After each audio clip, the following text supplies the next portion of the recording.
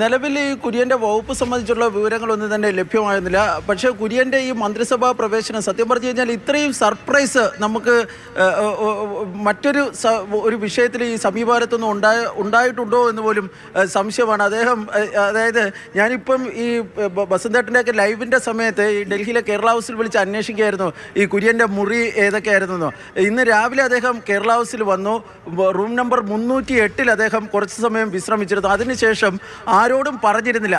പറയാതെ തന്നെ അദ്ദേഹം അവിടുന്ന് പോവുകയാണ് ഉണ്ടായത്. അതായത് മുറി ചെക്കൗട്ട് ചെയ്ത് അദ്ദേഹം ഈ കേരള ഹൗസിൽ നിന്ന് പുറത്തേക്ക് പോയി. ഞാൻ നേരത്തെ പറഞ്ഞതുപോലെ തന്നെ ഈ സ്വാഭാവികമായി അദ്ദേഹത്തിന് ഈ BJP ഓഫീസിൽ നിന്ന് ഒരു വാഹനം വന്നിരുന്നു. ആ വാഹനത്തിൽ കയറി അദ്ദേഹം BJP ഓഫീസിലേക്ക് പോവുകയാണ് ഉണ്ടായത്. അതിനുശേഷം അദ്ദേഹം തിരികെ വന്ന് അദ്ദേഹത്തിൻ്റെ അതായത് ലഗേജ് കയ്യിലുണ്ടായിരുന്നു തോന്നുന്നു. ആ ലഗേജും കൊണ്ട് മാത്രം എടുത്തിട്ട് അദ്ദേഹം പോവുകയാണ് ചെയ്തത്. എങ്ങോട്ടേക്കാണ് പോയതെന്ന് പോലും ആരോടും അദ്ദേഹം പറഞ്ഞില്ല.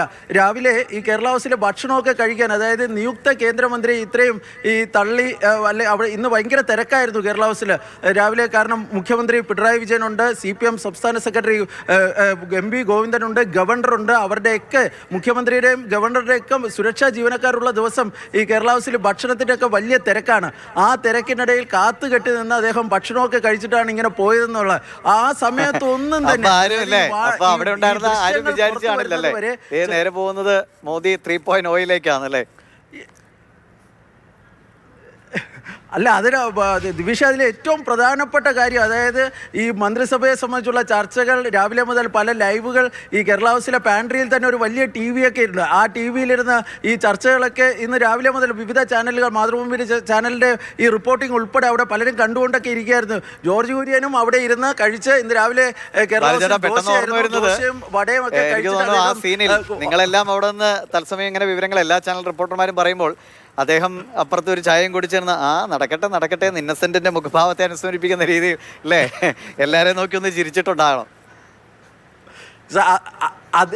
ദിവിഷ, അതിലേറെ കൗതുകം എന്ന് പറഞ്ഞു കഴിഞ്ഞാൽ അദ്ദേഹത്തിൻ്റെ ഈ സംസാരത്തിൽ അതായത് ഞാൻ നേരത്തെ പറഞ്ഞതുപോലെ ഈ മന്ത്രിയാവുമെന്നൊക്കെ ഈ ചെറിയ അഭ്യൂഹങ്ങൾ എന്ന് പറഞ്ഞാൽ അതിന് വേറെ ആ സമയത്തൊന്നും ഒരു കൺഫർമേഷനൊന്നും ഇല്ലായിരുന്നു. സ്വാഭാവികമായിട്ട് കഴിഞ്ഞ ദിവസങ്ങളിലൊക്കെ പറയുന്നുണ്ട് ഒരു ക്രിസ്ത്യൻ വിഭാഗത്തിലും അതുപോലെ തന്നെ ഈഴവ വിഭാഗത്തിൽ നിന്നുമൊക്കെ ഓരോരുത്തരെ മന്ത്രിമാരാക്കും. കാരണം ഇത്തവണ BJPക്ക് ഏറ്റവും കൂടുതൽ വോട്ട് കിട്ടിയ ആ വിഭാഗങ്ങളിൽ നിന്നുള്ളതാണ്. അതുകൊണ്ട് ജോർജ് കുര്യനെ കണ്ടപ്പോൾ ചിലർക്ക് ഇങ്ങനെ അദ്ദേഹം മന്ത്രിയാകാം എന്നൊക്കെ പറഞ്ഞു എന്നുള്ളതല്ലാതെ യാതൊരു തരത്തിലുള്ള കൺഫർമേഷനൊന്നുമില്ല. പക്ഷെ ഒരു കാര്യം ഉറപ്പാണ്, അദ്ദേഹം BJP ഓഫീസിൽ പോയി തിരികെ കേരള ഹൗസിൽ വന്നപ്പോൾ അദ്ദേഹത്തിന് അറിയാമായിരുന്നു അദ്ദേഹം കേന്ദ്രമന്ത്രിയാകും, അല്ലെങ്കിൽ മോഡി 3.0-ലേക്കായിരുന്നു അദ്ദേഹം പിന്നീട് നടന്നു പോകുന്നതെന്ന് മനസ്സിലായിരുന്നു. അതുകൊണ്ടാകാം ഒരുപക്ഷെ അദ്ദേഹം പിന്നീട് കേരള ഹൗസിലേക്ക് വന്നില്ല. അവിടെ നിന്ന് അദ്ദേഹത്തിൻ്റെ ലഗേജൊക്കെ ആയിട്ട് അദ്ദേഹം പോവുകയാണ് ഉണ്ടായത്. സ്വാഭാവികമായി ഈ വാർത്ത പുറത്തു വരുമ്പോൾ ഈ മാധ്യമങ്ങളൊക്കെ അദ്ദേഹത്തെ ചേസ് ചെയ്യാൻ സാധ്യതയുണ്ട്. അവരോട് പ്രതികരിക്കേണ്ടി വരും. ഈ മറ്റ് തരത്തിലുള്ള, അതായത് ഒരു മന്ത്രിയായി സത്യപ്രതിജ്ഞ ചെയ്യുന്നതിന് മുമ്പ് അദ്ദേഹത്തിന് ഔദ്യോഗികമായ ഒരു പ്രതികരണം നൽകണം എന്നൊരാഗ്രഹം അദ്ദേഹത്തിന് കാണില്ല. അതുകൊണ്ടായിരിക്കാം ഇതുപോലെ അതീവ രഹസ്യമായ അദ്ദേഹത്തിൻ്റെ ഭാഗത്തു നിന്നുള്ള ഒരു മൂവ്മെൻ്റ് ഉണ്ടായതെന്ന് പറഞ്ഞാൽ.